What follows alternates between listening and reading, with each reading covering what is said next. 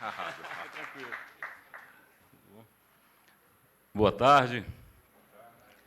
É a missão em glória, né? Competir com a digestão agora, a gente, né? Não é tão fácil. Então, eu vou ter um passador. Então, esse é nosso talk show aqui sobre inovações tecnológicas. Só para a esquerda.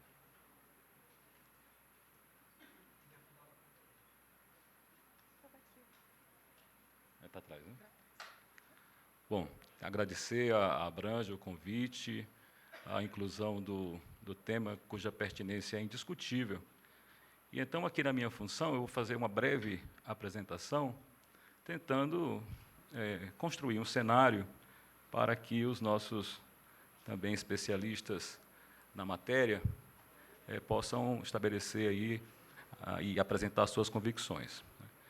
Eu falo assim de maneira bastante confortável sobre o assunto, porque eu sou uma pessoa de computação, tenho toda a formação em computação, quer dizer, eu sou um cara de tecnologia, mas nos últimos 14 anos resolvi também sofrer um pouquinho dessas agruras relacionadas à administração de uma medicina de grupo. Eu tinha uma medicina de grupo, passei 13 anos lá, então pude sentir na pele os desafios que nós temos no setor.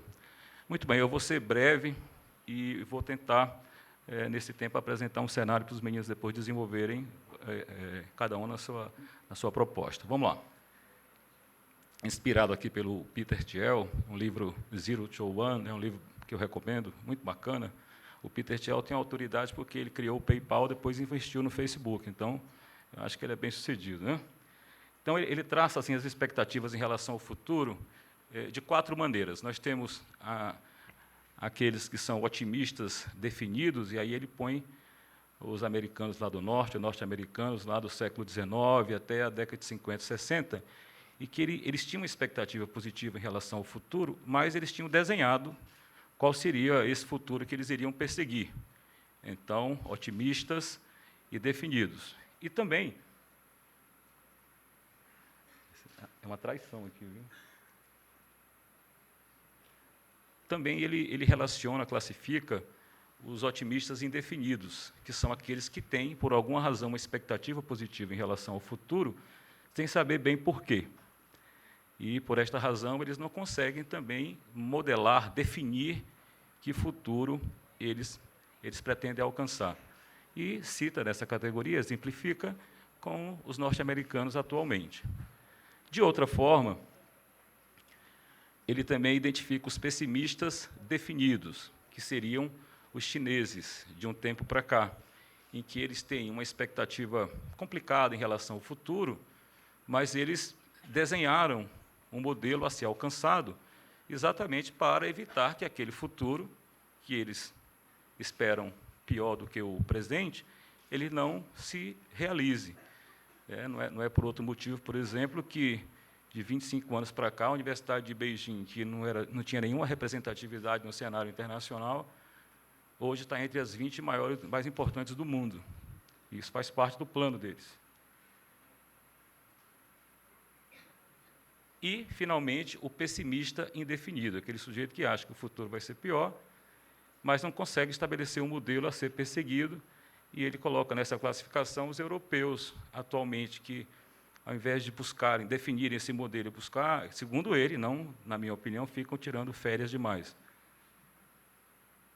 Bom, então, com essa experiência que eu tive em medicina de grupos, depois de muita reflexão, eu cheguei à conclusão, inspirado no Peter Thiel, que a gente está muito melhor posicionado, seria muito melhor categorizado como pessimistas indefinidos. A gente acha que o futuro das coisas que nós tratamos aqui será um futuro complicado, mas nós temos uma dificuldade enorme de, com uma certa dose de precisão, definirmos como vai ser esse modelo no futuro, de maneira que nós possamos persegui-lo. Então, a gente fica fazendo as discussões possíveis, olhando para processo, como olhamos, por exemplo, para modelos de pagamento, mas, pelo menos a mim, na minha reflexão, falta um alvo a ser atingido. Então, me sinto bem à vontade para classificar dessa maneira a situação em que nós estamos hoje aqui no país.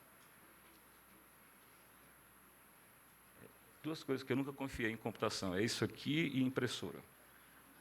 A saúde suplementar no Brasil, hoje, a gente fala muito em cuidado preventivo, e tem que falar, porque é óbvio, está vivendo mais, e isso é uma coisa boa, menos para um amigo meu que diz que se vive mais, tem que trabalhar mais também. E é uma decisão absolutamente natural, porque se você previne o agravo, ou mitiga a possibilidade do agravo acontecer, evidentemente que, de uma maneira geral, para quem não vai ter a saúde agravada é bom, e para quem financia isso também é bom. Ótimo, uma providência fundamental, mas é uma providência que deve oferecer resultados em um tempo que está mais para longo prazo do que para o momento imediato. Da mesma maneira, falar em promoção à saúde, tem a mesma referência, que é todo mundo quer ter uma boa saúde. Aliás, acho que foi o nosso ministro que falou hoje que a gente é muito vinculado à doença, e eu acredito que ele tenha toda a razão. Até quando se fala em prevenção, você não consegue se livrar da doença, porque quando você previne de uma doença, então ela continua no centro do seu mindset. E, no fundo, a nossa esfinge de curto prazo é o custo assistencial. Aqui, todas as pessoas que operam aqui no setor, ao terminar o congresso, vai todo mundo verificar quanto foi o sinistro no mês, e é uma coisa que nós olhamos como se fosse a nossa própria fisiologia. E o custo assistencial é uma ameaça, em função do que já foi falado aqui também, a inflação no setor médico hospitalar cresce numa tendência absolutamente diversa da inflação média no nosso país, por exemplo, e é um gap que vai aumentando, e em algum instante esse gap vai explodir, não é? E aqui eu só queria registrar uma coisa interessante. Em computação, nós temos a lei de Moore. Todo mundo aqui conhece a lei de Moore, não é? É isso? Gordon Moore, que a coisa vai ficar mais barata exponencialmente, mais potente exponencialmente, né? E então diz que na área de biotecnologia tem a lei do Heron, que fala que, desde 1950, cada 9 anos, a quantidade de medicamentos que são apresentados para aprovação por bilhão cai pela metade. Então, provavelmente, isso pode ser um fato gerador de aumento de custo, além de outras coisas que não compete aqui no momento. Então, o custo está aumentando. E qual a consequência direta? No caso do nosso país, 25% das pessoas têm acesso à saúde suplementar, à assistência à saúde. E, como o nosso presidente da Abrange falou no início, é o terceiro maior aspiração do brasileiro é ter acesso à assistência à saúde, e não é uma coisa difícil de você imaginar, basta a gente considerar a nossa própria situação aqui. Quem é que não gostaria ou tem um plano de saúde aqui?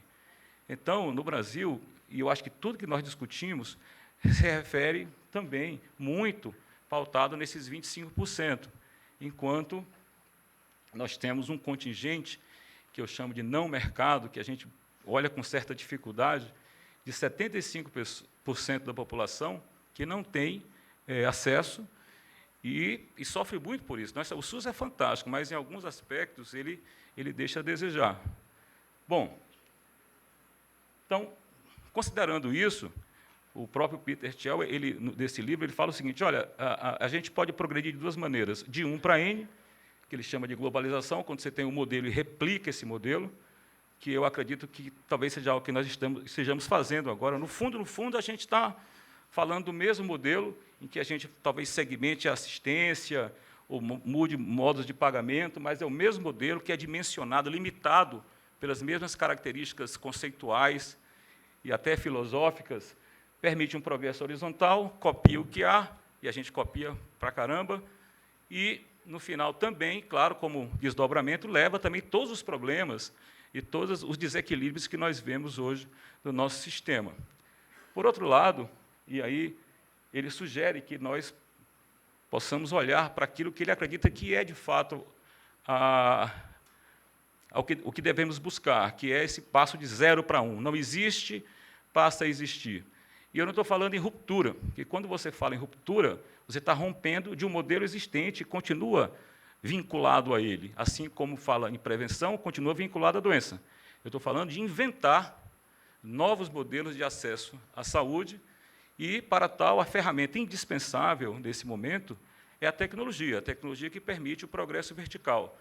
Como ele, eu também acredito que nós, daqui da tecnologia, temos a responsabilidade não é de fazer ruptura, é de inventar coisas novas, talvez inspiradas por outros setores da economia que estão fazendo mudanças impressionantes na área financeira, por exemplo, e talvez nós devamos olhar para o lado, para outros setores e trazer essas invenções para dentro do nosso negócio de saúde.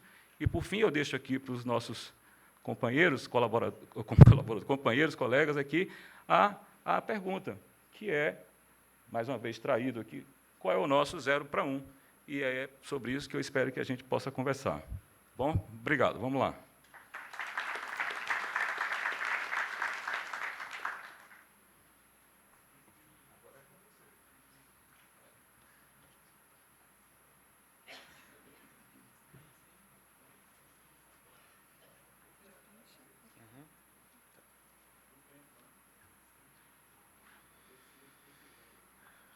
Bom, boa tarde a todos. Me chamo Valmoli Gerber Júnior, venho hoje representando a CAT, em especial a Vertical Saúde. A CAT é a Associação Catarinense de Empresas de Tecnologia, mas antes eu gostaria de agradecer, um profundo agradecimento à Abrange por ter confiado esse espaço para que a gente pudesse apresentar um pouco das nossas empresas catarinenses, empresas brasileiras, falar um pouco sobre o que a gente vem fazendo para fomentar a tecnologia, o desenvolvimento de novas tecnologias, falar um pouco da realidade do desenvolvimento de tecnologia, da inovação, tá, que está na hype, então a gente tem que tomar muito cuidado, tá, com o modismo, né? Então eu vou falar um pouco de quem faz, né? Eu sou empresário, eu sou físico, na verdade, minha especialização é física médica, foi através da física médica que eu entrei na área da saúde e depois comecei a trabalhar com desenvolvimento de tecnologia, né? E hoje sou investidor anjo, sou fundador de algumas empresas, trabalho desde física médica até computação quântica, e eu vou falar um pouquinho sobre essa coordenação, esse gerenciamento que a gente faz lá das empresas de tecnologia. Queria fazer um agradecimento também especial ao Carlito, que é o nosso parceiro, que foi lá, conheceu o nosso ecossistema e depositou essa energia, esse esforço para a gente poder estar aqui. Tá? Depois, os meus colegas aqui da Vertical vão poder se apresentar também, mas eu gostaria de agradecer a presença também de 2 colegas nossos lá de Santa Catarina que estão aqui, que é o Flávio, da Dexter Soft. Flávio faz a parte de higienização de dados para melhorar o IDSS das empresas lá com a ANS. E o nosso colega Guilherme, da Dictas, que faz a parte de inteligência artificial para judicialização de processos na área da saúde. Tá? Então, vamos lá, pessoal. O nosso propósito como associação, tá? Associação Catarinense de Tecnologia, que, obviamente, tem propósitos similares para a sua respectiva área de atuação, assim como a Abrange. Tá? Hoje, a gente contribuir com o fortalecimento das empresas de tecnologia e inovação em Santa Catarina, consolidando o setor como propulsor de desenvolvimento sustentável. Essa associação de empresas e tecnologia, pessoal, já existe há 33 anos, não é uma coisa que começou agora na hype da inovação. Tá? 33 anos, da época que os empresários precisavam se reunir em grupo e depositar uma energia absurda para comprar um fax. E aquilo era uma coisa assim fora do comum para o ecossistema, né? Então, desde aquela época, empresários vêm se reunindo, discutindo sobre o setor, para se ajudar, porque a gente entende o seguinte, que quando um cresce, os outros crescem juntos. Tá? Então, esse é um grande pilar nesse nosso ecossistema. É uma associação privada, né, de empresas de tecnologia que fomentam diversas soluções e possibilidades de crescimento em grupo. Um pouco da nossa cultura, né? A nossa cultura envolve o associativismo, a colaboração, compartilhamento, união, give back, desenvolvimento de lideranças, que a gente entende como um grande pilar também para o crescimento desse setor. A associação, ela tá, apesar de a nossa base principal ficar em Florianópolis, ela é uma associação catarinense, então a gente tem polos distribuídos por todo o estado de Santa Catarina. Hoje, pessoal, nós somos mais de 1.400 CNPJs catarinenses associados à CAT. 1.400 CNPJs. Tá? E são pequenas, na sua maioria, e médias empresas que fazem parte desse ecossistema. Tá? Os nossos números de faturamento, que eu vou mostrar para vocês aqui, não são assim absurdos, porque nós não temos grandes corporações instaladas lá, nós não temos multinacionais que foram lá e conectaram com o nosso ecossistema. Diferente de outros locais como Rio de Janeiro, São Paulo e por aí vai, que tem grandes players mundiais que lá estão instalados e fazem com que o faturamento vá lá para cima. Então, o nosso perfil de empresas são principalmente pequenas e depois médias empresas de tecnologia. Tá? Nossos programas temáticos. Um dos nossos programas temáticos, que eu sou fã, que foi um dos primeiros, são as verticais. Como tecnologia, essas 1.400 empresas aí de tecnologia trabalham com tecnologias desde inovações para cavar buraco até inovação para ir para o espaço, né? A gente teve que criar verticais para que empresas de determinadas áreas pudessem se reunir e poder conversar sobre o setor. Tá? Então, criamos verticais de negócio. Essas verticais elas são criadas de acordo com a demanda dos associados. Então, nós temos lá vertical governança, Construtec, saúde. Construtec ela foi tão crítica, foi uma necessidade dos associados, que, para conseguir, né, trazer pessoal para a reunião, eles tiveram que ir em campo, visitar a obra, conversar com empreiteiras, com esses players, né, para mostrar que existia essa solução e para tentar mudar esse segmento, que até então ele é um pouco clássico demais. Né? A vertical saúde, no qual eu faço a direção, a conectividade, manufatura, games, educação, IoT, segurança, agronegócio, energia, fintech e a nossa última vertical, a vertical varejo. Né? O varejo também está sofrendo uma mudança e a gente tem um grupo de empresas lá pensando sobre isso. O MidTech é a nossa incubadora, tá? Ela já foi eleita a 5ª melhor incubadora do mundo, tá? E um evento lá no Canadá, onde reuniu incubadoras do mundo inteiro, desde a MIT, Harvard, o que vocês podem imaginar, estiveram lá competindo com a gente, e nós conseguimos sermos eleitos a 5ª melhor incubadora do mundo.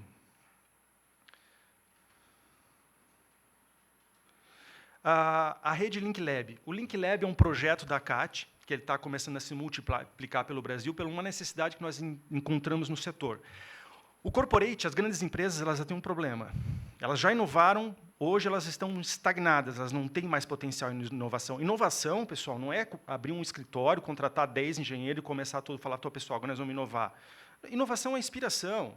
Tá? A inovação vem daquele cara que fez algumas atividades, saiu da universidade, alguma coisa ele fez que deu um insight nele, e ele resolveu vestir a camisa e agora eu vou depositar toda a minha energia da forma que for para transformar isso num negócio. A grande empresa, o corporate, já fez isso uma vez na vida, agora estagnou. Né?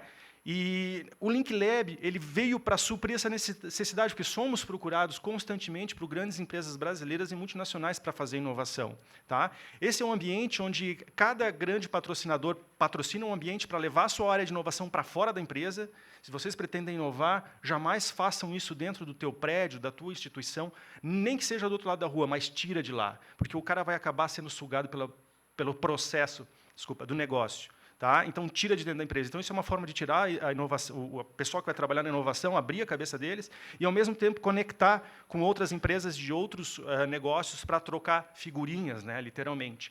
E, dentro desse mesmo ambiente, as empresas podem escolher startups ou empresas embrionárias, ou até mesmo pessoa física, para fazer uma spin-off ou começar um novo negócio e serem, de alguma forma, incentivadas ou financiadas ou apoiadas por uma dessas empresas, desses corporates. Tá? E está sendo sucesso. Para vocês terem uma ideia, as empresas apresentam, em média, 118% de crescimento no aumento do faturamento. Tá? 43% de taxa de sucesso, é muito. Tá? Eu sou empresário já desde 2005. Eu errei, eu perdi muito mais dinheiro, quebrei muito mais negócio do que acertei. Eu acho que nem sei se acertei bem acertado até agora, mas ainda continuo tentando. Tá? Então, a taxa de sucesso é de 43%, mais de 60 eventos já realizados, e crescimento médio no número de clientes das startups ou das empresas embrionárias, 163%. Tá? Nós temos 3 Link Labs já, e agora, como a associação é feita de forma voluntária, o próprio executivo do nosso Link Lab ele é um voluntário, a gente não conseguiu expandir de uma forma assim, não se transformou numa scale-up, né? Mas nós estamos estruturando para que isso comece a se multiplicar pelo Brasil todo. Temos um escritório em Boston também, porque nós entendemos que a internacionalização é fundamental para os nossos negócios. As nossas empresas lá são, na sua grande maioria, empresas mundiais. Hoje, montar um negócio voltado para a inovação e pensar só no Brasil, ou só em Santa Catarina, não tem mais muita fundamentação, né? Não no contexto geral, generalizando, digo, né? Mas a grande maioria das nossas empresas já pensam em negócios globais. Outros grupos temáticos, né, fazendo dessa parte dessas soluções que a CAT traz para a nossa sociedade, a gente tem a CAT Investimentos, onde a gente foca investidores nesse grupo para que eles possam, de forma mais otimizada, distribuir essas apresentações de empresa para que elas possam ser investidas. A CAT Internacionalização, onde a gente trabalha as empresas para internacionalizar seus produtos. A CAT Mulheres. É estatístico que mulheres, como executivas de grande empresa, têm taxa de sucesso melhores do que homens, tá? Proporcionalmente. Então, nós temos grupos temáticos de mulheres executivas, CEOs de empresas que se reúnem com frequência para trocarem figurinhas, colocarem na mesa suas dores e suas soluções. A rede de investidores Anjo, a RIA, vários empresários do nosso ecossistema são já investidores de outras empresas do nosso ecossistema. Eu, por exemplo, sou investidor de 5 empresas já do nosso ecossistema. E o RH Tech, que é como a gente tem uma deficiência muito grande de mão de obra lá, hoje, se eu não me engano, são mais de 3.000 vagas abertas em Santa Catarina para desenvolvimento, tá? Vai desde administração até médicos para a área de tecnologia, então nós temos o eixo temático RH Tech.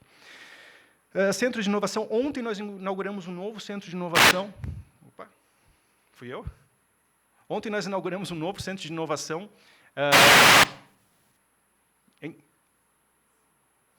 Alô, teste? Deu? Ontem nós inauguramos um novo centro de inovação em Santa Catarina, na cidade de São José, que fica ali na Grande Florianópolis, atravessando a ponte, né? E temos outros polos aí sendo desenvolvidos. Um projeto bem grande com a prefeitura. E, pessoal, aqui foi lançado semana passada, num evento que teve em Santa Catarina, chamado Startup Summit, reuniu mais de 4.000 pessoas do Brasil inteiro, teve palestra de CEO do Waze, do Pipedrive, foi um evento assim, sensacional de tecnologia. Nós queremos criar um evento tipo SXSW em Santa Catarina, tá? E começou muito bem, já começou com 4.000 pessoas em um evento, sendo que era uma semana inteira de evento chamado Floripa Conecta. Teve desde orquestra de baterista, que eu participei, inclusive sou baterista, até um evento voltado para a área de inovação, que é o Startup Summit. Tá? O que eu queria mostrar para vocês em principal aqui, pessoal, é esse dado aqui, que em 5 anos nós dobramos o número de empresas de tecnologia em Santa Catarina. Tá? E outro dado muito interessante, o faturamento hoje desse grupo de empresas de tecnologia é 14 bi, como eu falei, não é um número extremamente significativo, uma VEG da vida fatura isso, né, mas eu estou falando de pequenas e médias empresas catarinenses. É a evolução da produtividade. Hoje, nós somos o estado mais produtivo. Quer dizer, o faturamento por colaborador da empresa é o maior do Brasil. Hoje, nós estamos com, se eu não me engano, aqui pelo gráfico, R$100 mil de faturamento ano por colaborador. Agora eu vou direto aqui, pessoal, que um tempo um pouco curto, para a vertical saúde da CAT. O que nós, como vertical da área da saúde, fazemos? Tá? Primeiro, a gente faz terapia de autoajuda. Não tem nenhum coach quântico lá, mas a gente consegue fazer um trabalho de terapia de autoajuda. Tá? Qual é essa terapia de autoajuda? É saber que os problemas que o meu colega está sofrendo, eu já sofri ou vou sofrer. E a gente pode conversar sobre isso. Tá? Relacionamento pessoal com os principais empresários do setor. Hoje nós temos de 30 a 35 empresas de tecnologia que participam desse grupo, empresas catarinenses, desde empresa líder de mercado, tá, até empresa embrionária, onde o capital social daquele empreendedor, aquele, né, que está começando o seu negócio, é o seu notebook. Um precisa do outro, porque o grande já está com aquele problema que eu falei para vocês, escassez de inovação, e só vai inovar mesmo, muito bem inovado, não estou generalizando, né?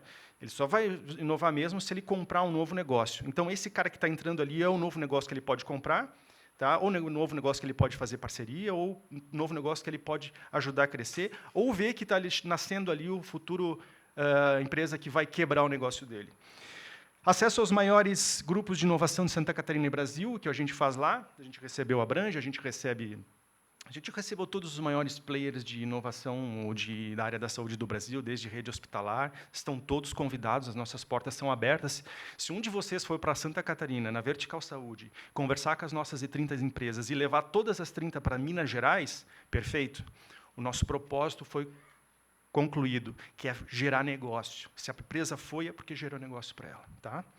A gente conversa com líderes de mercado, visão estratégica de negócio. É muito comum chegar aquele o startupeiro, né? Que numa frase é metade em português, metade em inglês. Chega na reunião, ó, pessoal, tenho uma ideia para desenvolver um aplicativo e vou ficar rico com esse aplicativo. Ó, ninguém ganha dinheiro com aplicativo. A maioria das nossas empresas que tem aplicativo mais top de linha lá, o aplicativo é gratuito, e se a empresa tivesse dinheiro, ela pagaria para vocês usarem. Tá? O que a gente estrutura é dados para vender informação.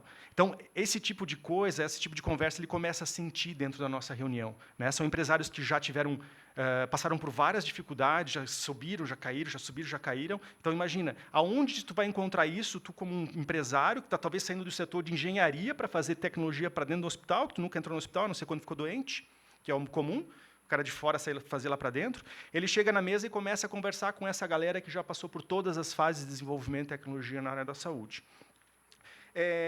Participação institucional com uma marca forte, que é a Associação Catarinense de Empresas de Tecnologia, né? Você começa a vestir erguer essa bandeira. Acesso a novos projetos. Vou mostrar para vocês aqui, mas de forma geral aqui. Ó, ano fiscal 2016, as nossas empresas da Vertical Saúde, só, não estou falando da CAT como um todo, só Vertical Saúde. As nossas empresas cresceram em média 40%. Qual que é o setor do mercado nacional que cresce no ano de 2016 ainda, crise, 40%, e com produto na área da saúde, que é o pior, né? Porque é regulado, é moroso, tem todas os processos, né? Claro, fazem parte do jogo, né? Mas que a gente tem que cumprir, diferente de outras empresas de tecnologia, para outras áreas que ela desenvolve hoje, amanhã ela já pode vender. Ela não é tão regulada quanto nós aqui, né? E vocês sabem muito bem, melhor de regulação até do que eu. Então, 40%. E no ano fiscal 2017, pessoal, essas empresas cresceram em média 30%. Outro ano de crise. Teve empresa que não cresceu, tá? Então, é isso aí, meus caros. Tentei falar aqui de forma mais resumida, tá? Fica aqui o convite para vocês nos visitarem, tá? E durante a nossa discussão aqui depois, eu vou começar a pensar um pouco para dar a resposta do nosso colega Ney, tá? Por sinal, está muito elegante hoje, até combinando com a cadeira, né, Ney? É isso aí. Pessoal, muito obrigado, tá? E a gente volta a conversar depois.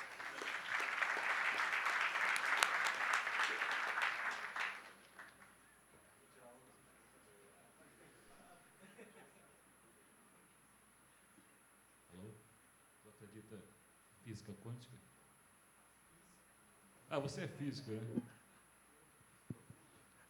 Aí que tá, pessoal. Tomem bastante cuidado, tá? A física quântica não é uma questão de acreditar ou não. Ela existe, ela faz funcionar o teu celular. Ela é 1/3 da economia mundial é baseada em fenômenos que envolvem o conhecimento da física quântica. Agora, essas baboseiras que tem por aí de conexão entre pessoas através da física, que a física quântica explica, não faz parte do assunto, mas eu acho interessante porque muita gente cai nessas balelas, né? Coach quântico, nutricionista quântico, colchão quântico, tudo isso aí, pessoal.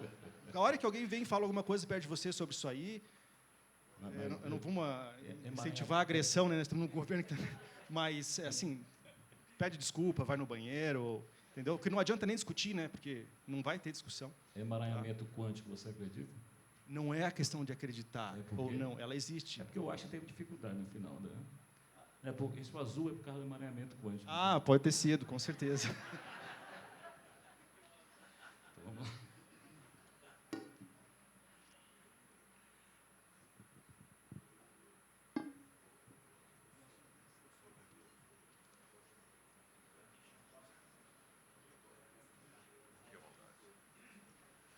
Bom, enquanto o Dr. Ney Paranaguá conversa com o Valmoli, vamos então convidar o Bruno Rodrigues, que é o CEO da GoGood, por favor.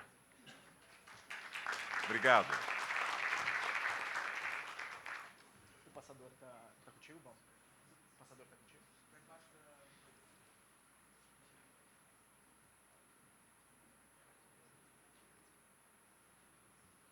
Tudo certo? Boa tarde, pessoal.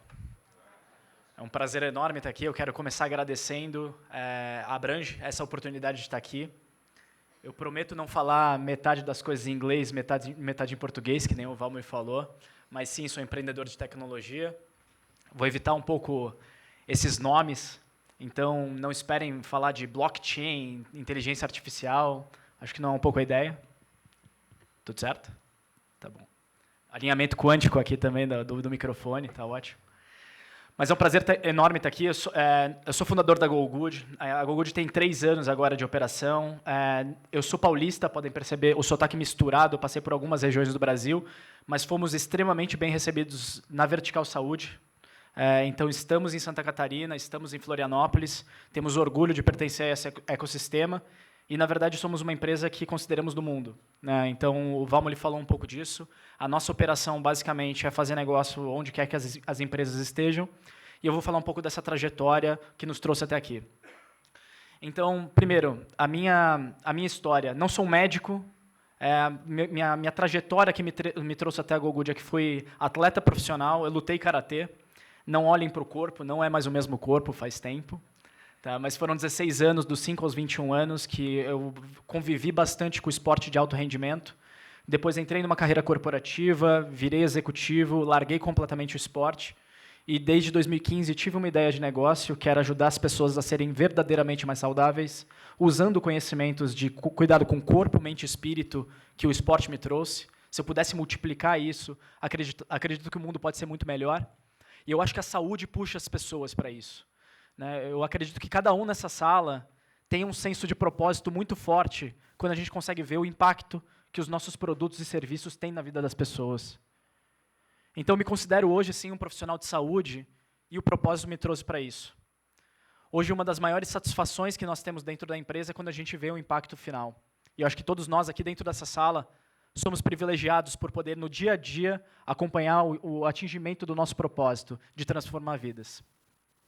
E, basicamente, eu quero começar fazendo algumas perguntas para vocês. Assim. Uma constatação. A gente vem falando muito do crescimento do custo de saúde, a gente falou muito dessa dissociação. Grande parte desse custo de saúde hoje é pago por empresas. Então, em toda a discussão que a gente faz sobre modelos de pagamento, sobre toda a relação, eu ainda vejo a participação da empresa de uma forma bastante tímida, sendo que ela é hoje a principal financiadora da saúde privada do Brasil. E essas empresas estão de cabelo em pé. A gente que convive no dia a dia com elas, e grande parte da plateia aqui também faz isso, a gente consegue ver que quando esse reajuste frio que a gente vê aqui nos números, quando chega esse reajuste na mesa do executivo ou a executiva, isso é como é que eu posso dizer numa palavra educada? É um absurdo. Justamente porque empresas em crise que cresceram 0 ou um crescimento real muito pequeno, quando você chega com um reajuste de plano de saúde de 35%, você está tirando isso da inovação, você está tirando isso da operação. E nós, como empresários, nós sabemos o que significa isso. Quero dar um exemplo só do que significam esses números frios. Uma empresa de 1.000 funcionários, por exemplo, que ela deve ter na média ali, vamos pegar 2.000 funcionários, que deve ter na média um custo de saúde de 8 milhões ao ano. Num reajuste de 19%, como a gente teve, a gente está falando de 1.600.000 aí, se minha matemática horrível não me trai, de crescimento de custo sem melhoria da prestação de serviço ou do produto. E quando a gente fala de inovação, dessas grandes empresas do Brasil hoje, que foram startups como o Nubank, como grandes empresas de tecnologia, o investimento inicial deles foi menor do que o crescimento do custo de saúde dessas empresas. O que eu quero dizer com isso? É que esse dinheiro está saindo da operação. E eu, se fosse um empresário de uma empresa de 2.000 colaboradores, eu gostaria de criar uma spin-off, como o Valmoli falou aqui, com esse dinheiro. Mas não, só para manter o meu benefício de saúde, eu estou fazendo tudo isso acontecer. Eu estou deixando de fazer essa inovação acontecer. O que vem como plano de fundo disso tudo?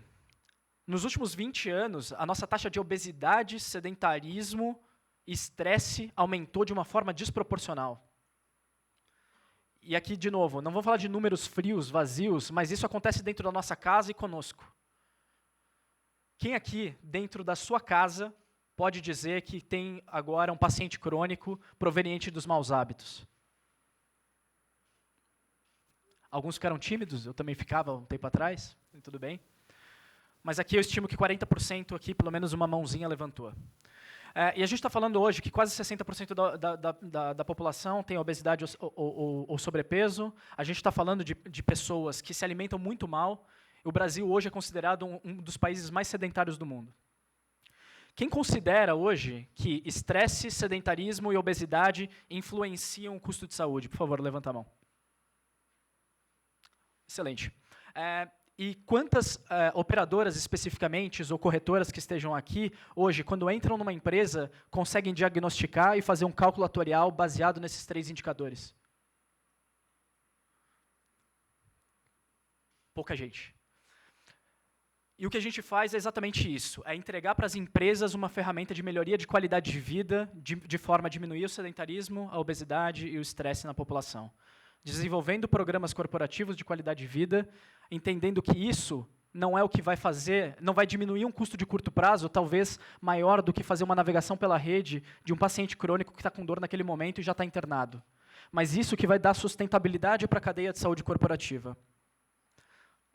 Meus colegas, se conseguirem nos ajudar aqui com o vídeo que eu quero passar, eu agradeceria, por favor. Pode dar play, por favor. Bons hábitos geram bem-estar.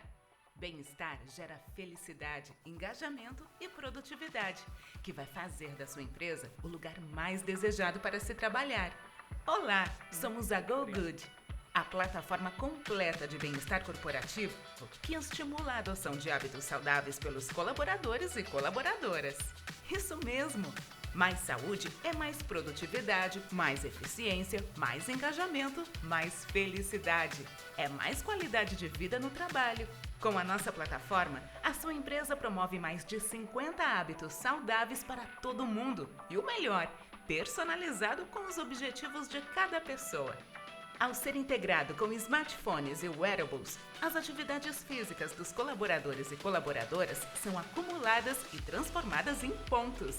É como se fosse uma disputa do bem, promovendo a competição entre pessoas, grupos, departamentos, unidades, países. É uma energia contagiante por mais qualidade de vida. Legal, não é mesmo?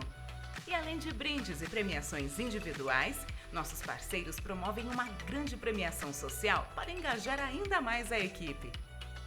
Assim, o colaborador e a colaboradora ajudam a si mesmo e o próximo. Todo mundo ganha. A plataforma é completa, pois além das atividades físicas, dá para acompanhar a saúde mental, o sono e a alimentação. Por exemplo, é possível mapear as informações de uma refeição através de fotos que são enviadas e avaliadas por nutricionistas online. E você ainda pode acompanhar a evolução coletiva dos índices de saúde da empresa através de dashboard e gráficos. Que tal? Vamos juntos construir um mundo melhor e mais saudável? Go Good. Pessoas saudáveis, empresas melhores. Se puderem me ajudar para voltar para a apresentação, eu agradeço. Obrigado. Eu acredito que, eu como um outsider, eu ainda descubro muita coisa dentro da cadeia de saúde, eu sou um eterno aprendiz disso, mas eu acredito que algumas mudanças, alguma jornada histórica separa coisas que não deveriam ter sido separadas. Por exemplo, o cuidado com a mente, que foi direcionado para o curso de psicologia, de psiquiatria, e não de medicina, eu tenho dificuldade de entender essa segregação que aconteceu na jornada do tempo. Da mesma maneira que eu tenho dificuldade de entender como é que prevenção e promoção à saúde hoje não estão junto com o cuidado de saúde especificamente. Eu ainda me surpreendo com a falta de conexão entre essas coisas na cadeia. Hoje a gente tem muito orgulho de trabalhar já com parceiros, através de corretoras, para trabalhar a interface desses dados de qualidade de vida com o custo médico, para a gente saber como é que a gente empodera a empresa para fazer essas transformações e como é que a gente age preventivamente.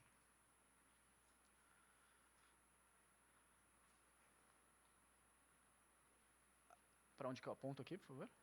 Para trás? Eu não estou conseguindo passar. Pronto, obrigado. Não, tem que voltar um. Então, basicamente, o que a gente faz é empoderar o autocuidado para os colaboradores. A gente, na verdade, não entrega um aplicativo e foge para as montanhas, né? Então é um passo. A gente não tem aquela ideia de desenvolvimento que a tecnologia substitui tudo. Eu acho que a tecnologia é um grande catalisador da inovação, mas ela é meio, não é fim. A transformação ela é humana. Se a gente tornar as pessoas mais saudáveis, tendo gatilhos motivacionais no momento certo, fazendo o desenho de comportamento adequado, a gente vai conseguir chegar lá. E a tecnologia é, sim, um gatilho para isso, mas ela não é um substituto de toda essa frente. Então, os colaboradores eles passam a acompanhar os principais hábitos deles, como corridas, passos, caminhadas, pedaladas, tiram foto de um prato, recebem uma avaliação, dicas nutricionais, eles acompanham a qualidade do sono, tudo isso dentro dessa plataforma. E a empresa ela tem um canal único de comunicação de qualidade de vida com o colaborador. Então, se ela oferece ginástica laboral, se ela oferece massagem, diversos programas que têm uma dificuldade muito grande de engajamento, a gente entrega esse sistema de gamification, de premiações para eles. A gente desenvolveu mecânicas de disputas entre grupos, departamentos, unidades, indivíduos. E por que a gente faz isso? É porque a gente consegue, quando existe um gamification dentro da empresa, multiplicar por 3 o engajamento dos colaboradores nessa mudança de comportamento. E com isso a gente consegue, sim, ter índices de aumento da frequência de passos média da população, diminuição de obesidade e melhoria da autodeclaração de felicidade, que é a métrica que a gente utiliza para saber saúde mental. Então, o colaborador ele acompanha esses hábitos que a gente comentou através dessas integrações, através de fotos, GPS, toda essa relação. Só que a gente acredita que os serviços de bem-estar, que hoje estão muito distantes da cadeia de saúde, e aqui eu posso dizer sobre estúdios de yoga, crossfit, academias, massagem, personal trainers, toda essa cadeia de bem-estar, que ela é quase escanteada assim, dentro das nossas operações no dia a dia, eles são serviços fundamentais nessa jornada de mudança de comportamento. Então, agora, já em 2019, a GoGood está incorporando serviços como um marketplace para que as pessoas tenham acesso a esses serviços offline em modelos de copagamento, coparticipação com a sua empresa. E eu acredito que, no futuro, todos esses serviços eles vão ser contratados através de um modelo de coparticipação, não só entre as empresas, mas também entre as operadoras de saúde que vão estar interessadas que as pessoas, de fato, sejam mais saudáveis. A gente trabalha disputas entre grupos, departamentos, como eu falei, então, grandes varejistas ou empresas que têm pessoas espalhadas pelo Brasil todo, eles fazem disputas entre esses grupos para saber quem são os grupos mais saudáveis dentro da organização.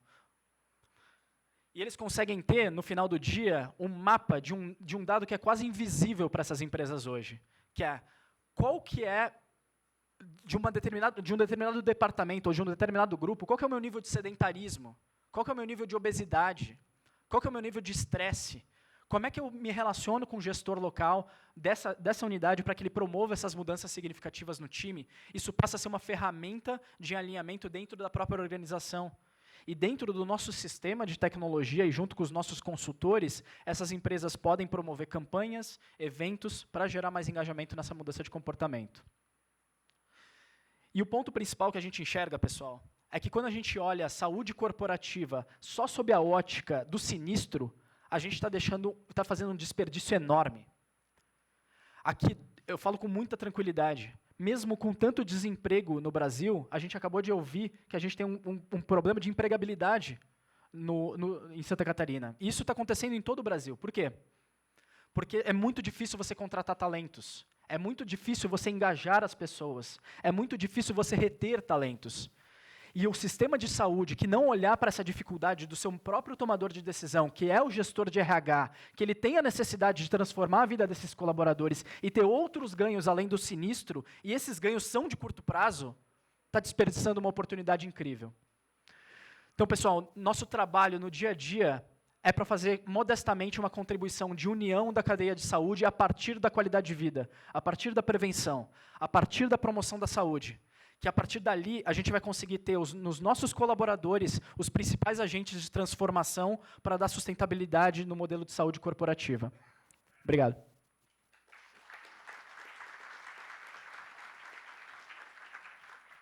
Posso pegar esse quadro? Sim, à vontade. Nossos cumprimentos ao Bruno Rodrigues, CEO da GoGood. Bom, o Dr. Ney Paranaguá vai continuar assistindo à apresentação de cada um dos convidados e depois, ao final, vai coordenar os debates. Tudo bem? Então, agora vamos receber aqui o Leandro Matos, que é CTO da Cogniscience. Por favor, nossos aplausos a ele.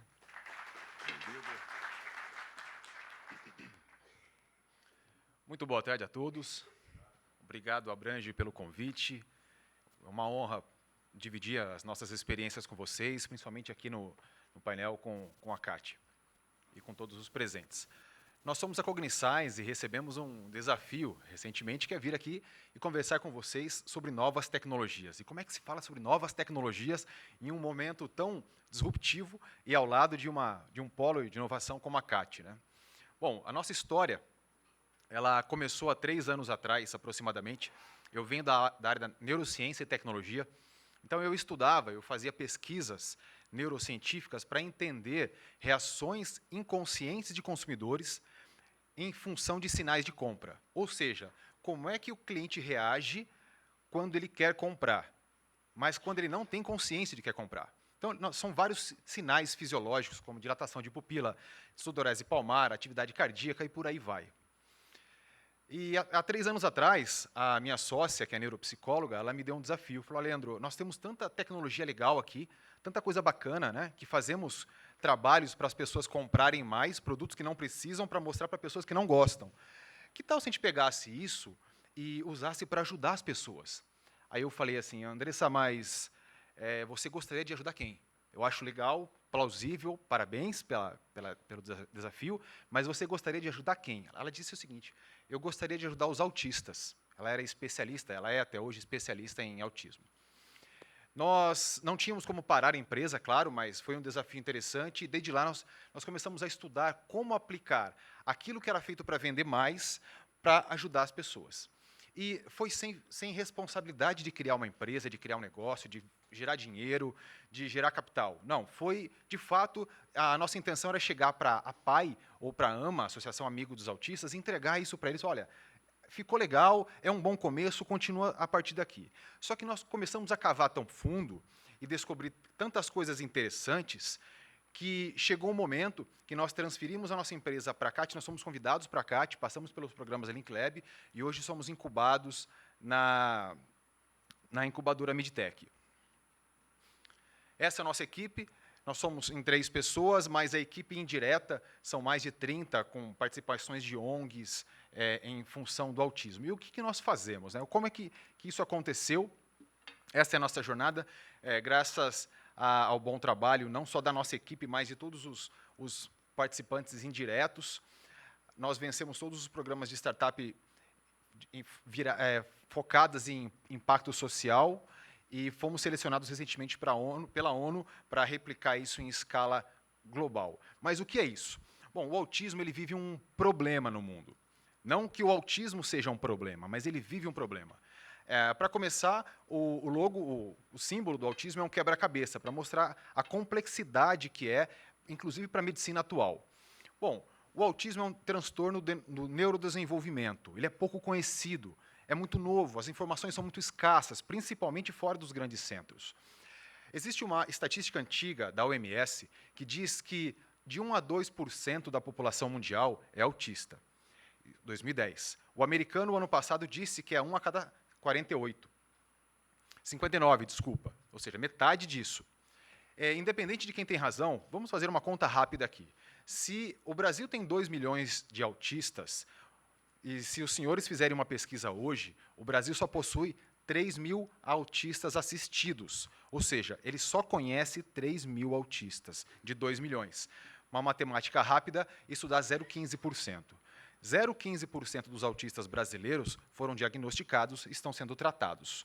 99,85% não sabem que têm autismo e estão morrendo autistas sem saber. Isso gera um custo social e não só financeiro desastroso para o próprio indivíduo, porque isso impacta na família, isso impacta no aprendizado, porque muito do que nós aprendemos é pela empatia. Você olha a outra pessoa fazendo e faz igual. Só que o autista não tem essa capacidade, ele aprende de outras formas. Mas, mesmo aprendendo de outras formas, ele pode ser um gênio aprisionado naquele corpo que não consegue falar. Nosso trabalho é encontrar na sociedade esses 99,85% de autistas que ninguém conhece, que os pais não desconfiaram, nem os professores. Como é que nós fazemos isso? Nós mudamos, invertemos o fluxo do diagnóstico. Nós não diagnosticamos, tá legal? Nós instrumentalizamos o diagnóstico. O diagnóstico ele é passivo, ele espera o paciente no consultório. E ele tem uma característica que é chamada clínica, né? Então, o autismo é diagnosticado com com ações de observação e relato. Então, o médico observa o paciente, muitas vezes a criança, que tem geralmente até 3 anos, o ideal é diagnosticar o autismo até 3 anos, porque ali acontece a poda neural, e a partir dali, até ali nós temos uma lacuna, uma porta de oportunidade para fazer intervenção e cuidar para que esse autista possa ser um adulto incluso e funcional no futuro. Após o 3º ano de idade, nós vamos tratar, então, muitas vezes, as consequências do autismo, e não o autismo em si. Invertendo esse fluxo de ele ser passivo e entendendo a complexidade do diagnóstico clínico, e não funciona só para o autismo, mas nós estamos focando no TEA hoje, nós fazemos da seguinte forma: via tecnologia, nós vamos até a sociedade. E como é que nós fazemos isso? Nós vamos via um chatbot. Aquelas mesmas questões que quando o paciente vai num psicólogo, ele vai no SUS, aquele mesmo questionário, aquele teste psicológico que é aplicado ao paciente, nós transformamos ele em um chatbot inteligente. E ele os pais ou as mães conversam com esse chatbot, com esse robô inteligente, e nós aplicamos ali de uma forma mais lúdica e inteligente aquelas mesmas questões. Ao final, nós damos, então, o alerta para esse pai. Olha, pai, vale a pena investigar. Esse alerta que nós precisamos dar para a população, e não é só brasileira, pode mudar a realidade do autismo no mundo. Porque o problema não é o diagnóstico, o problema é as pessoas terem noção que precisam do diagnóstico. Tá legal, muito legal, mas como é que nós fazemos isso? Via tecnologia neurocientífica, nós, com sensoriamentos especiais, eu não vou entrar aqui em detalhes como é que funciona, nós passamos um filmezinho, depois do chatbot, depois do alerta, se o pai quiser algo mais, porque esse alerta ele já serve para o pai procurar o consultório. Legal, mas se ele quiser algo mais, porque esse questionário o pai respondeu pelo filho, nós temos como retirar informações do próprio filho. Então, nós passamos uma simples história para o filho, tá? É como se fosse uma brincadeira para ele, não é um teste na capacidade, na interpretação da criança. Então, enquanto ele assiste um filmezinho gamificado, nós empurramos, nós criamos ou geramos reações diferentes nessas crianças que são distintas para autistas e não autistas, que nós chamamos de neurotípicos ou neuroatípicos. Quando essas reações acontecem, nós captamos via câmeras especiais. É necessário câmeras especiais, porque o autista, muitas vezes, ele é um sensorial ampliado. A gente não pode encostar, colar sensores. Isso aumentaria muito ainda nosso levantamento de dados. E aí, nós damos, então, um segundo alerta para esse pai. Só que esse alerta não foi o filho, não foi o pai quem respondeu pelo filho. Foi o filho que reagiu. Existe um termo muito, muito famoso hoje, que vem de muito livro, que é inteligência emocional. E a gente fica se questionando, né? O que seria inteligência emocional? Vamos fazer um teste aqui. Vocês conseguiriam ficar com medo de mim agora? Com medo de mim? Tentam ficar com raiva de mim? Não, alegria não. Tem gente rindo. Raiva é diferente. Não dá para fazer isso. Por quê? Porque a emoção é uma reação e não uma ação. Não está no nosso controle. O que existe é controle de impulsos, não controle emocional. Então, o que nós fazemos é provocar essas reações involuntárias nessas crianças e adultos também e captarmos essas reações distintas em autistas. O que é muito interessante? Toda a plataforma digital, a grande maioria das plataformas digitais hoje, mesmo as mais avançadas, elas dependem de um dado que nós chamamos de inputado. Alguém imputa esse dado, aperta uma tecla, toca numa tela, responde um questionário, e esses dados são tratados e geram conhecimento, predições, e por aí vai. O problema é que se alguém imputar um dado errado, se você responder uma questão errada daquela pesquisa, todo o resultado para frente é errado, ele está enviesado. O que nós fazemos é captar essas reações involuntárias que você não controla. Por exemplo, se eu brincar com vocês agora e falar, não dilata a pupila agora, você não consegue, porque é involuntário. Agora, quando esse dado ele é transformado em conhecimento, esse dado não pode ser enviesado, porque você não controla, nós retiramos ele de você.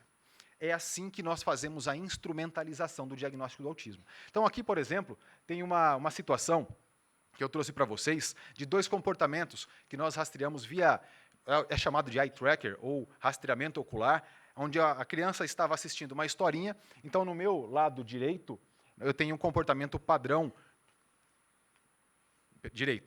padrão de um neurotípico, não autista. O não autista, ele reconhece situações sociais, o que mais chama atenção, seja numa propaganda de marketing, seja numa historinha para autismo, é o rosto humano. Se você colocar um rosto humano numa propaganda e for uma mídia rápida, por exemplo, como outdoor, que a pessoa vê 2,5 segundos, a pessoa vai olhar o rosto e não vai ler a tua mensagem. É preciso tomar muito cuidado com isso. Mas trazendo para a nossa situação aqui, quando você dá uma situação social para um autista ver, ele não reconhece.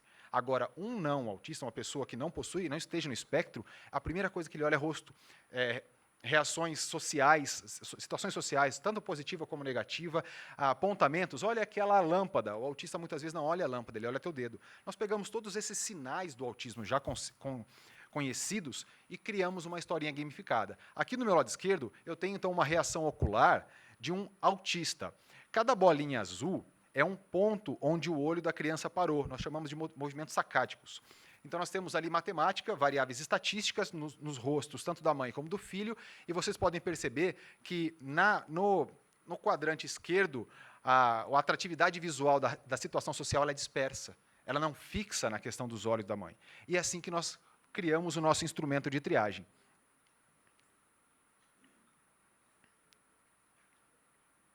Aqui, por exemplo, é um autista assistindo a história. Eu só cortei o som para não atrapalhar a nossa conversa. Legal. Mas, voltando ao nosso assunto de tecnologias inovadoras e disruptivas, a tecnologia nunca vai ser o final. Nós somos apaixonados pela neurociência, pela pesquisa neurocientífica. Não é isso. O que nós estamos percebendo é que, juntando aquilo que nós usávamos para fazer consumo, com a necessidade de pessoas especiais, nós conseguimos fazer muito mais, desde que estejamos em um polo propício para isso. E por isso que nós também saímos de São Paulo e fomos para a CAT.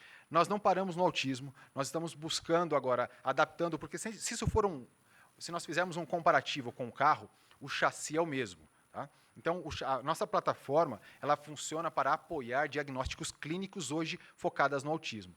Porém, estamos avançando para depressão, déficit de atenção e dislexia. Ao todo, somando esse pessoal no Brasil, nós temos um total de 50 milhões de pessoas.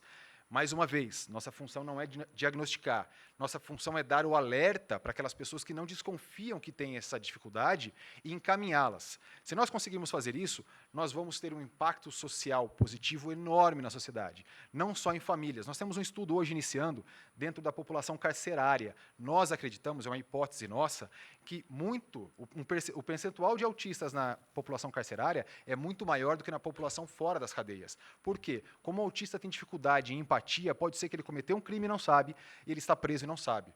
Existe um percentual muito maior também com mendigos. Essas pessoas que tiveram problemas em casa, foram expulsas ou saíram, muitas vezes são autistas e estão na rua sem saber o que está acontecendo. Muitos casamentos foram destruídos, nós estamos ampliando esse estudo que nós fazemos em ONGs, em orfanatos, em escolas, em empresas, e estamos descobrindo que, como a proporção é 4 autistas masculinos para 1 feminino, muitos pais são autistas. Então, o casamento foi uma destruição, porque o pai maltratou a mãe a vida toda, socialmente, sem ter noção. Então, o impacto do autismo na sociedade ele vai muito além dos 2% possíveis na sociedade. Ele vai em tanto população carcerária, como mendigos, como famílias, como empresas. E o autista, quando compreendido, ele pode ser o melhor funcionário do mundo. No caso dos desenvolvedores, por exemplo, é uma pessoa que sofre de hiperfoco e muitas vezes tem alta habilidade. Ele é um gênio dentro de si. Então, como desenvolvedor, muitas vezes ele só levanta para tomar água, e ele fica batendo aquele código a vida inteira e faz de uma forma disruptiva. Só que, quando ele é visto na escola, ele é visto como deficiente.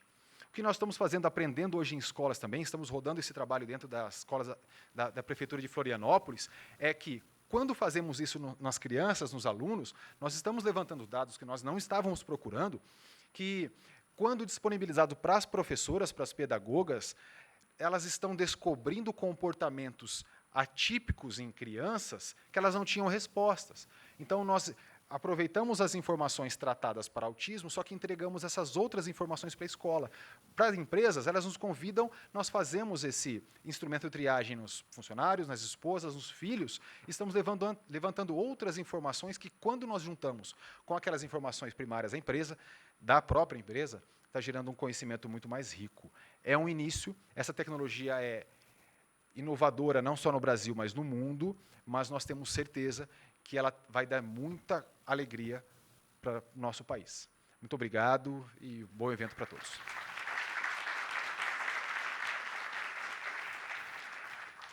Muito obrigado, Leandro Matos. Parabéns pela apresentação. E agora vamos ouvir o Fábio Sato, que é Head de Growth da TNH Health. Por favor, vamos recebê-lo. Obrigado. Boa apresentação.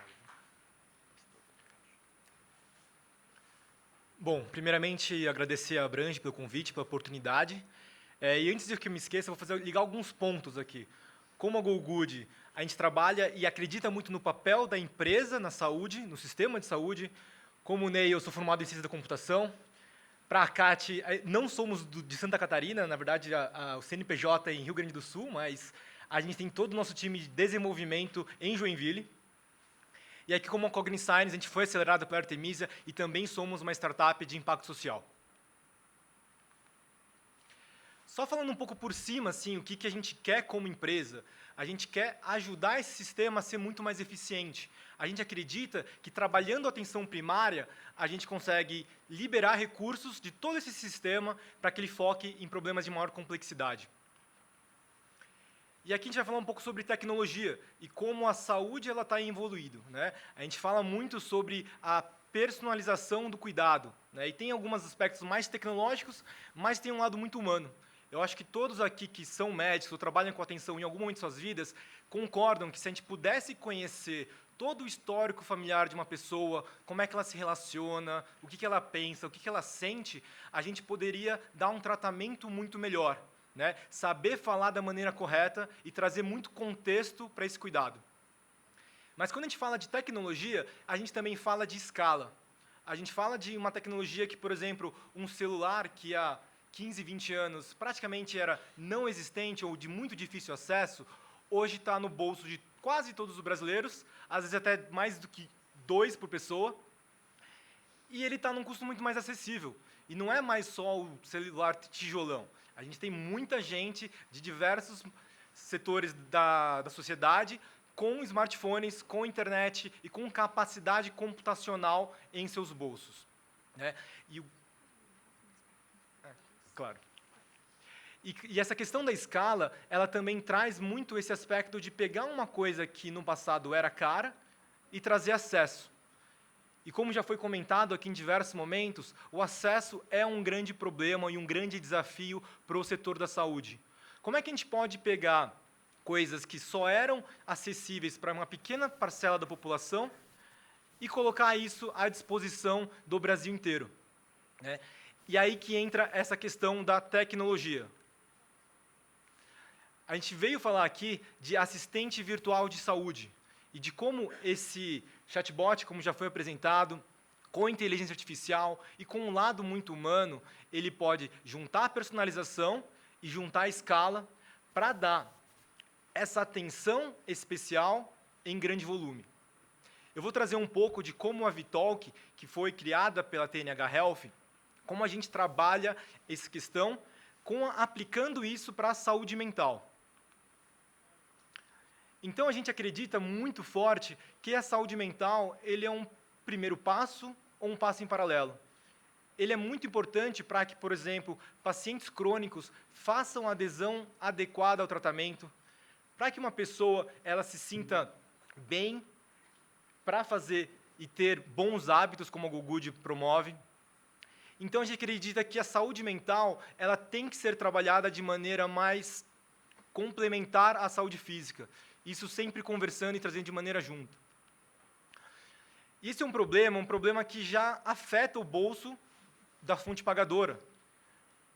As empresas estão descabeladas olhando para esse problema, o burnout está na boca do povo, a depressão e a ansiedade têm causado diversos problemas de absenteísmo, presenteísmo e afastamentos.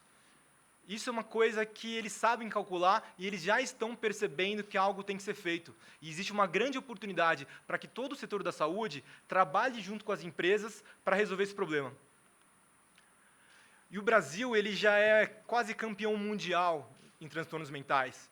Nós temos uma grande incidência de ansiedade, nós temos uma grande incidência de depressão, mesmo sendo um país dado como feliz, tropical, samba, futebol, caipirinha, a gente tem grandes problemas e tem uma dificuldade muito grande de falar sobre eles. Mas o tratamento, como todos os outros tratamentos e muitos outros, ele é caro. E a gente precisa de um recurso muito escasso no Brasil, que é o profissional de saúde, principalmente o terapeuta, o psicólogo, o psiquiatra. A gente está muito abaixo do que existe em outros países em proporção, e é muito demorado e custoso, né, treinar e educar novos profissionais. Então, como é que a gente pode usar a tecnologia para resolver esse problema? A gente acredita muito na questão da prevenção. Com a identificação e monitoramento dos riscos através da coleta de dados relevantes com uma análise eficiente, a gente pode agir preventivamente. A gente pode ajudar uma pessoa que está num quadro subclínico a se manter no subclínico, ou perceber no momento que uma pessoa começa a ter uma crise, poder fazer uma ação que vai ser muito mais barata e vai ter custos indiretos muito menores. Essa é uma jornada tradicional de uma pessoa. É uma pessoa que muitas vezes é produtiva, ela está com uma saúde mental muito boa e ela traz um custo de saúde menor. À medida que ela vai tendo alguns casos de ansiedade, estresse, depressão, isso vai acumulando, isso vai trazendo custos indiretos, isso vai fazendo com que essa pessoa possa chegar no momento de afastamento, de burnout, uma grande crise que vai necessitar de medicamento e de um tratamento muito mais custoso. Quando a gente fala de pacientes crônicos, isso é ainda maior, né? Existem diversos estudos que mostram aí a incidência de problemas de saúde mental em pacientes crônicos, colocando isso na faixa de 40% a 60% dos pacientes crônicos com algum tipo de transtorno mental. Existem estudos que também mostram que um diabético, quando ele tem depressão, como uma comorbidade, ele pode custar até 8 vezes mais. Então, como é que a gente liga esses dois pontos? Com muita comunicação e muita coordenação entre os atores. E a gente acredita que um chatbot ele pode ajudar muito nisso. Digam oi para a Vicky. Essa é a nossa persona. Essa é o chatbot que fala de uma maneira, né, muito pessoal e calorosa, mesmo sendo um robô. A gente acredita que o chatbot ele tem que conseguir trazer o conforto cognitivo, trazer essa percepção de cuidado, e não adianta ser só uma coisa muito fria. Porque a pessoa ela tem que engajar, ela tem que falar a verdade, e isso não é fácil. Isso tem que ser sempre criado uma campanha e um contexto onde a pessoa possa falar por diversos canais, de maneira integrada, que ela possa sentir que esse conteúdo é relevante e que também esse conteúdo é divertido. Porque, como a GoGood mostra a gamificação, se você não mostrar um conteúdo que é engajante e faz a pessoa querer mais, ela vai usar um aplicativo por 1 semana, 2 semanas e nunca mais vai entrar. Então, a gente trabalha de uma maneira omnichannel, né, com vários canais, podendo conversar com a Vicky, interagir em momentos diferentes, SMS, Facebook Messenger, aplicativos, né, e a gente usa isso de diversas maneiras. E a gente cria esse conteúdo com a parceria de uma psicóloga, com muita base clínica, mas sempre entendendo que precisamos de um conteúdo muito abrangente. A gente trabalhou, né, na TNH com conteúdos voltados para pacientes crônicos durante muitos anos. E quando você vai falar com um diabético sobre diabetes, você pode falar durante 1 mês, 2 meses, 3 meses, 6 meses, até 1 ano. No 2º ano ele cansa um pouco, né? É difícil manter o engajamento com o mesmo assunto. Um assunto que muitas vezes ele já aprendeu, ele já convive e às vezes ele nem quer mais falar sobre isso. A gente entende que a saúde mental é um tema que pode agradar e deve agradar a todos. Não só na questão do preventivo, mas da promoção da saúde. Mesmo que você esteja bem, continue se cuidando. E a gente age de duas formas. A gente aplica o chatbot para fazer um check-up de saúde mental, onde ele vai fazer uma entrevista com uma certa população e vai levantar os dados relevantes para os principais riscos de saúde mental. A gente está falando de ansiedade, depressão, estresse, insônia e burnout. E alinhado com o que a gente já veio conversando sobre como alinhar o interesse do mundo corporativo, a gente também coloca mais 2 pilares, onde a gente fala de produtividade e também de ambiente de trabalho. Porque a saúde mental acaba afetando a produtividade e o ambiente de trabalho afeta muito a saúde mental. Isso é mais ou menos como é que a gente trabalha. A gente vai trabalhar sempre uma campanha de sensibilização em relação ao tema, seguido de uma campanha de adesão a um programa desse check-up. Essas pessoas podem fazer isso em diversos canais, mas principalmente pelo canal web, que é o canal mais simples, onde você recebe um SMS, você clica num link, você responde no seu celular na hora. Ou, se você quiser, você guarda esse link, responde no computador depois. A gente já dá uma devolutiva para a própria pessoa, falando como é que está o nível de risco dela referente a esses 5 transtornos mentais que a gente comentou.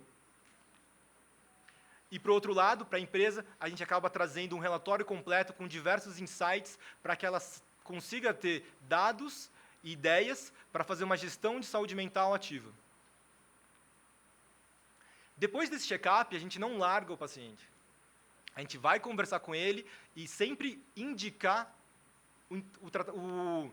a sequência correta. E uma delas é o programa de acompanhamento com a própria Vicky, onde ela pode agora conversar no Facebook Messenger, um canal que já está aí no bolso de 80% dos brasileiros, ou por um aplicativo próprio. Essas conversas, elas são cerca de 3 a 4 blocos de conversas por semana, onde a gente vai fazer um rastreamento de humor, que já é comprovado como uma microintervenção que tem um aspecto positivo na saúde mental das pessoas. A gente vai fazer as avaliações periodicamente e vai trabalhar um objetivo com ela. Se ela quer trabalhar o menos ansiedade, o menos estresse, ou menos desânimo, a gente tem um conteúdo curado para ela de exercícios de terapia cognitivo-comportamental, psicologia positiva, atenção plena, meditação, exercício de respiração, para ajudar ela a ter ferramentas no dia a dia para ela poder cuidar da própria saúde mental. Com a Vicky, a gente espera tanto conseguir, com o monitoramento, segurar essa pessoa num estado emocional positivo, quanto identificar um risco quando ele aparecer. No momento que ele aparece, a gente vai fazer o encaminhamento. E esse encaminhamento é onde todos os outros stakeholders do setor de saúde entram. Onde a gente pode trabalhar esse encaminhamento de acordo com o contexto de cada uma das pessoas. Se essa pessoa trabalha numa empresa que tem plano de saúde, tem uma corretora que tem algum benefício, ou ela tem uma empresa que também tem uma coparticipação em relação a algum tratamento de teleterapia, coisas do tipo, a gente vai sempre estar com isso mapeado e entendendo, identificando um risco nesse indivíduo, a gente vai dar o melhor encaminhamento possível, dados os recursos presentes. A gente não consegue fazer mágica, infelizmente. Em alguns momentos, a gente tem que mandar a pessoa para o CVV, para o SUS, para o CAPS, porque são os únicos recursos disponíveis para essa pessoa. Mas a gente sempre vai também estar fazendo parcerias com diversos outros atores que estão aí inovando e trazendo acessibilidade para esses tratamentos e plugando eles na nossa plataforma. Esse aqui é um breve exemplo dessa jornada completa, onde a gente vai fazer o check-up, entender muito bem o problema, já podemos fazer algumas ações iniciais nos pontos mais críticos, trazendo um retorno já de curto prazo. A gente vai seguir com o acompanhamento e o monitoramento dos riscos, fazendo os encaminhamentos sempre que necessário, da maneira necessária e usando os recursos existentes de maneira eficiente. E aí, no final, a gente sempre vai trazer relatórios lindos e cheios de dados maravilhosos, ou fazer integrações via API com sistemas de corretoras, planos de saúde, ou de próprias empresas que já estão também cruzando esses dados de sinistralidade, bem-estar, produtividade, para ter um mapa muito mais inteligente para fazer ações eficazes. Isso é um pouco da nossa história. A TNH ela já existe há mais de 5 anos, trabalhando com chatbots para a saúde, trabalhamos com operadoras e corretoras falando sobre acompanhamento de pacientes crônicos, de gestantes há muitos anos, com mais de 300 mil vidas já acompanhadas e estamos aí com um foco muito grande em saúde mental, para que logo menos a gente consiga juntar essas duas pontas. Porque a gente acredita que a saúde mental, junto com o cuidado do paciente crônico, é realmente um ótimo investimento de saúde. O paciente crônico, quando ele tiver com a saúde mental boa, ele vai aderir melhor ao tratamento e vai trazer custos menores de atendimento. Fica aqui um agradecimento, a atenção de vocês e agora as perguntas. Muito obrigado. Muito obrigado, Fábio Sato. Parabéns pela apresentação. Doutor Ney Paranaguá. Ouvidos aí os seus pares, o Valmoli, o Bruno, o Leandro e o Sato. Agora é com o senhor. As perguntas podem ser enviadas, como já informamos, pelo número 973412888. Por favor, identifique sua pergunta com o seu nome, a empresa a qual representa e também a quem ela é dirigida. Doutor Ney, à vontade, por favor. Muito obrigado. Vamos lá, primeira pergunta aqui para o Bruno. E é o seguinte, Bruno. A competição entre funcionários não cria problemas trabalhistas? Exemplo, alegação de bullying, discriminação? Testando, ouvindo, né? Legal, essa é uma pergunta recorrente. São alguns aspectos, né? O primeiro é você, até por uma questão legal, você tem que tornar o programa voluntário. Então, ele não pode ser imposto pelo RH como uma medida negativa para as pessoas que não participam do programa, né? Tem que ser voluntário, tem que fazer sentido para aquele indivíduo, ele concorda com alguns termos de sigilo, uma série de coisas que a gente se resguarda no momento da entrada também. E existem, sim, algumas necessidades que algumas empresas têm por relações sindicais de não se abrir tanto à competição. Então, não é uma questão legal, mas sim sindical. Então, por exemplo, o Sindicato dos Bancos tem uma norma de não promover competição individual e você não pode saber quem é a outra pessoa. Você tem que evitar comparações entre os indivíduos. E a gente tem saídas de tecnologia para suavizar essas coisas. Oi, desculpa. Usa grupos, por exemplo? A gente sim trabalha com grupos, e aí você tem é tudo anônimo, né, vamos dizer assim, são grupos, departamentos, mas mesmo no ranking individual, a gente teve uma saída que foi até legal de dizer. Não sei se vocês já usaram aquela ferramenta do Google, o Google Docs, que aí você tem várias pessoas vendo o mesmo documento, mas você não vê quem é a pessoa, não vejo que é o Valmoli, eu vejo que é a girafa vermelha, eu vejo, né, é um avatar. Nada contra a girafa vermelha e o Valmoli, pelo amor de Deus, foi só um exemplo. Mas nós criamos esses elementos dentro do ranking para atuar em bancos, e isso acabou sendo uma solução que, sim, suavizou toda a questão legal e a preocupação, e as pessoas davam print e mandavam no WhatsApp para as outras, falando, olha lá, eu sou a girafa vermelha, que está em primeiro. E isso acabou gerando um buzz ainda de geração de comunidade. Então, em poucas palavras, de um ponto de vista legal, não existe uma preocupação com relação a isso, desde que o programa seja voluntário, e ainda que haja por alguma determinação interna ou por um sindicato, existem formas que a nossa tecnologia pode se adaptar para isso.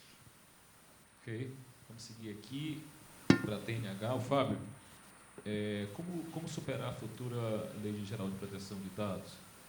Cumprindo ela. Bom, tem muita coisa que está ainda a decidir, né? Tem muita coisa que está, vamos assim, está escrito, mas não está assinado. A gente tem acompanhado isso muito de perto, mas a gente acredita muito por que ela existe. Ela existe por um bom motivo, para que não sejam abusados. Então, a gente segue todas essas questões, a gente protege todo o dado individualizado da empresa. A empresa só vê o relatório populacional, ela não vai ver quem que é a pessoa que está com um quadro. O que a gente sempre diz para a empresa é o seguinte, a gente vai combinar antes de um check-up qual que é o protocolo que a gente quer ter com uma pessoa com nível alto. Né? Porque muitas vezes o RH fala, não, mas eu quero saber quem que é a pessoa de nível alto para eu poder agir. Falo, não, me explica como é que você quer agir, que eu vou agir por você de maneira automática. Né? Esse é o maior questão, acho que, de LGPD, fora todas as outras coisas mais técnicas do servidor, cloud e outros protocolos de segurança. Beleza. Agora para Gugu e Vitor, para os dois, né? E até vejo uma sinergia forte aí. Vamos lá. Qual o percentual de usuários que continuam usando a plataforma depois de 6 meses? É um problemão, né? No nosso caso, a Vicky, que ela está de graça no Facebook Messenger, hoje ela está com uns 25 mil usuários. Ela não está há 6 meses ainda. O que a gente tem, né, a gente foi evoluindo ela ao longo do tempo, o dado que eu tenho é que, em 2 meses, a gente conseguiu manter 40% das pessoas. Ótima pergunta. Assim, acho que o primeiro ponto que é necessário entender é que, quando a gente fala de qualidade de vida, de promoção de saúde, existe evasão. É um comportamento natural humano. Quantas pessoas aqui já pagaram a academia e não foram? E mesmo quando a gente paga algo antecipado, a gente não vai. É uma parte do comportamento humano. Então, a gente tem que analisar, a gente chama de coortes, né? Que é você acompanhar o comportamento do usuário no tempo, e a gente estratifica isso por tipos de população.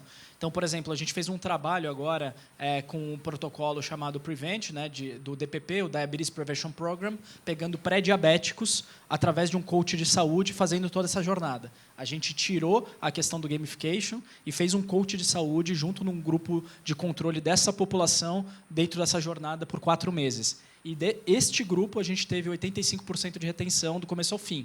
Por quê? Porque são pessoas que já estão com dor e já têm uma necessidade clara daquela intervenção. Quando a gente fala de promoção da saúde de uma forma aberta para pessoas que estão saudáveis ou não saudáveis, você tem uma complexidade maior.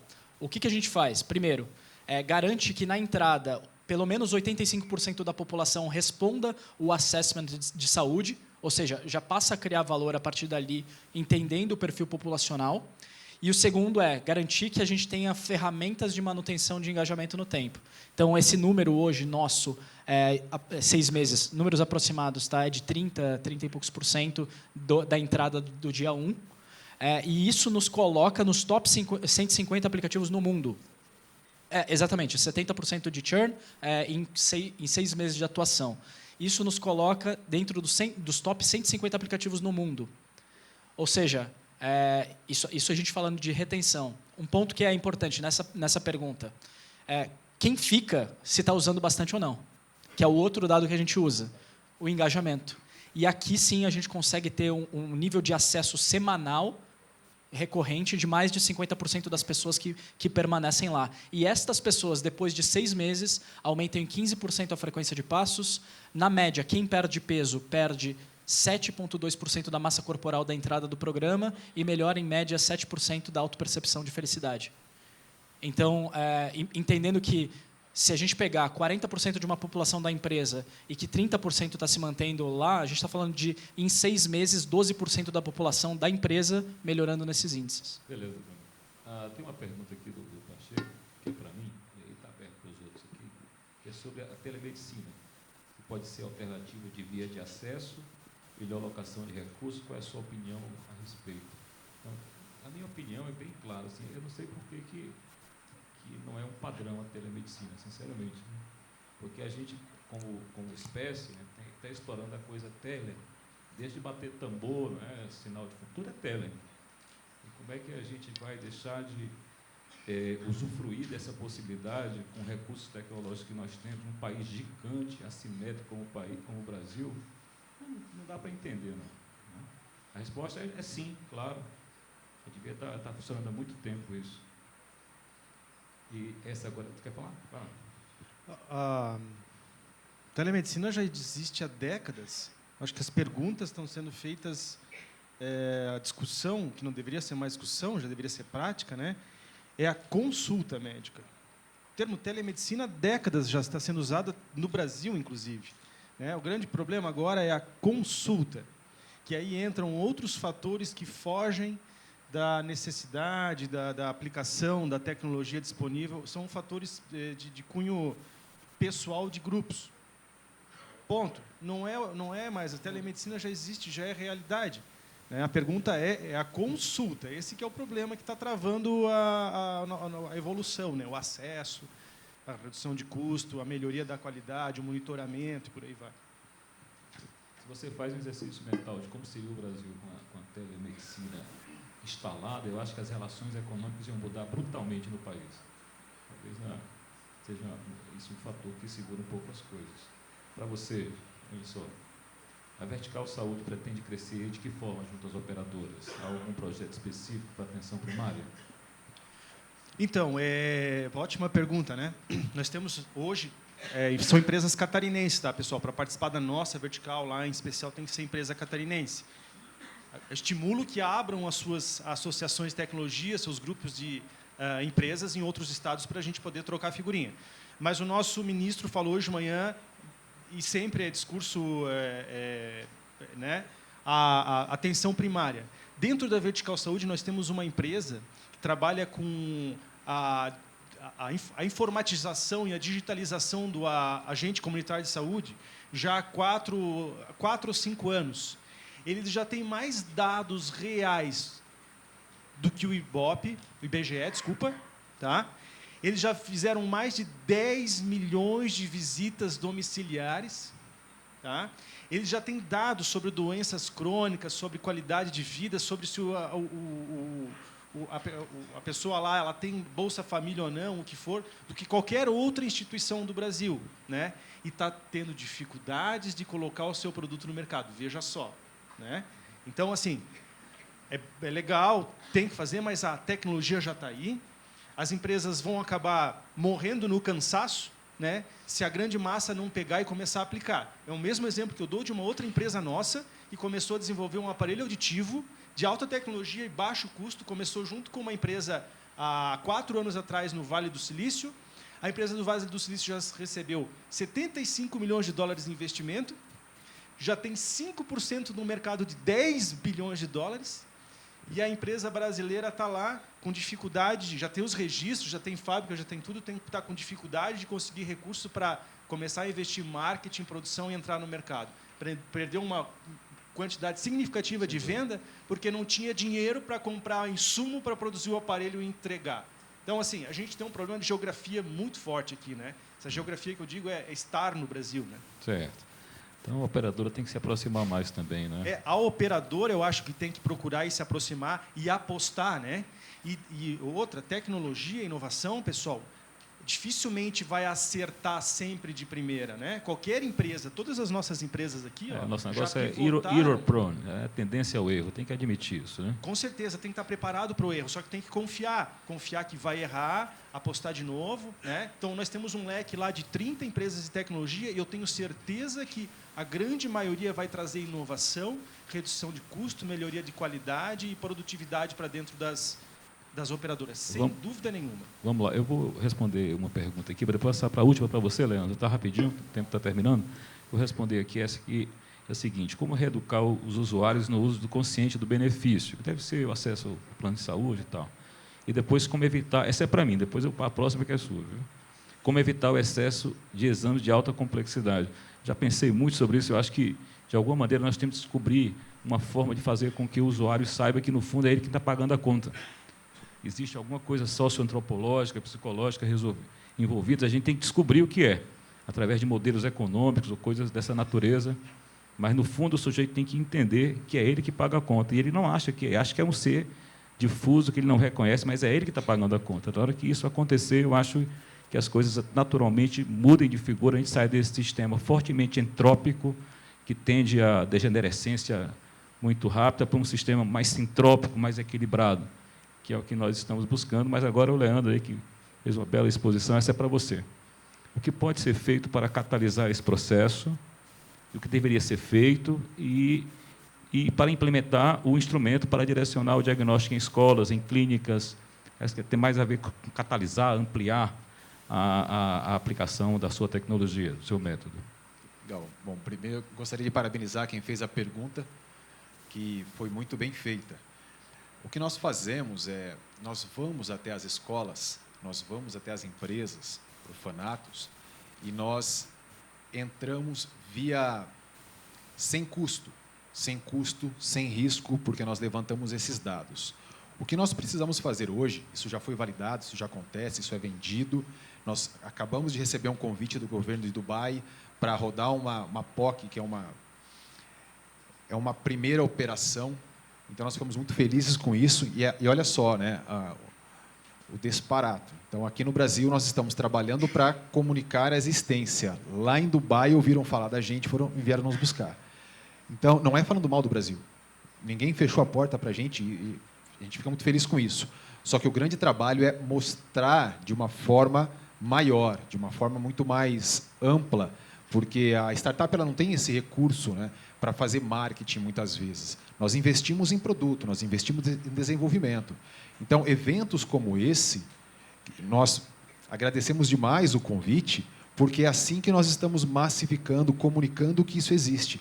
E assim como a Cogniscience, assim como a GoGood, assim como a empresa também do nosso amigo Fábio, esses eventos eles são importantíssimos para quê? Nós trazemos conhecimento, trazemos novidade, só que nós também ouvimos as dores do mercado. Essas questões que nos são feitas são excelentes, porque muitas vezes nós não temos noção dessas dúvidas. Mas respondendo de uma forma bem concisa, como é que nós estamos entrando? Nós vamos via ONGs. Porque quem já sabe que precisa de um diagnóstico do autismo, já foi no médico, já foi numa ONG, já foi numa PAI. O que nós estamos fazendo é conscientização. Só que a ONG ela já vai nas escolas com conscientização. O que nós fazemos é rentabilizar a ONG, que quando ela vai dar palestra de conscientização sobre autismo, ela leva a nossa ferramenta. Com isso, nós remuneramos também a ONG. A ONG tem um problema financeiro. Quando tem doação, atende. Quando não tem doação, não atende. Em Florianópolis, a ONG tem um custo de R$5.000 por mês, a AMA. Ela atende 120 pessoas por mês, 150 ficam para fora.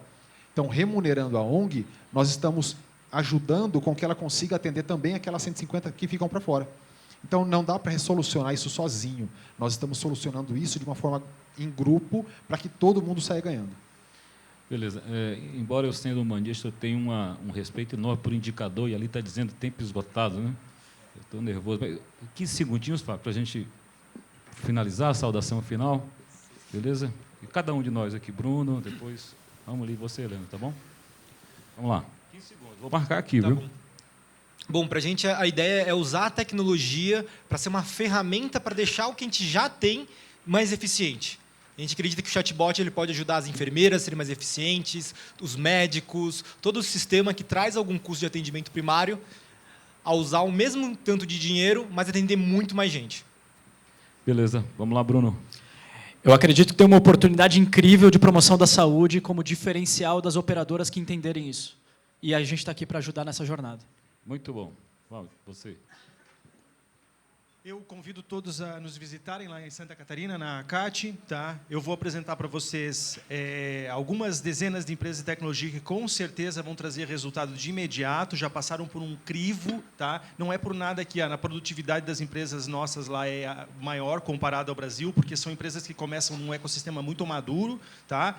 Então, eu fico à disposição e a minha frase final é o convite para lá conhecer de perto como é que a gente trabalha e o que a gente tem para oferecer. E tomara que levem todas as nossas empresas de lá. Muito bem, Leandro. Eu gostaria de agradecê-los pela atenção e gostaria de convidá-los a conhecer a nossa página no Facebook, a Cogniscience, e conversarmos mais sobre autismo, sobre as doenças de saúde mental, mas, principalmente, de nós levantarmos essa nova forma de pensar, né? Pensar junto. Nós não estamos nascendo para concorrer, nós estamos nascendo de problemas que nós vimos por aí. As empresas elas nascem, geralmente, né? Olha, eu vi um mercado aqui, eu tenho como atender, eu vou fazer um negócio, aqui dá dinheiro.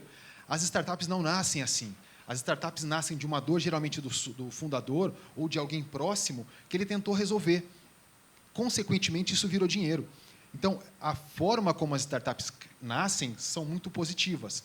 Quando plugadas às grandes corporações, isso dá uma força enorme para todo mundo. Beleza, Leandro. Então, só para finalizar, agradecendo a todos e lembrando como é que a gente vai fazer o nosso 0 por 1.